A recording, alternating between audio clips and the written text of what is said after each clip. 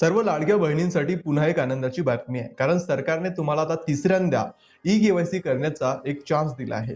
तर कशा प्रकारे आणि कुणाकुणाला ही ई-केवायसी करावी लागणार आहे याबद्दलची संपूर्ण माहिती आपण आज बघणार आहे.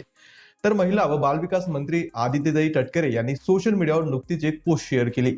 या पोस्टमध्ये आदित्यताई तटकरे असं म्हणतात की महाराष्ट्रातील महिलांच्या आर्थिक सक्षमीकरणासाठी, त्यांचे आरोग्य व शोषणामध्ये सुधारणा करण्यासाठी मुख्यमंत्री माझी लाडकी बहीण योजना राबवण्यात येत आहे. या योजनेच्या प्रभावी अंमलबजावणीसाठी सर्व लाभार्थ्यांना दिनांक 31 डिसेंबर 2025 रोजी ई-केवायसी करण्याची मुदत देण्यात आली होती. तथापि काही कारणास्तव ई-केवायसी करताना चुकीचा पर्याय निवडण्याची बाब निदर्शनास आली.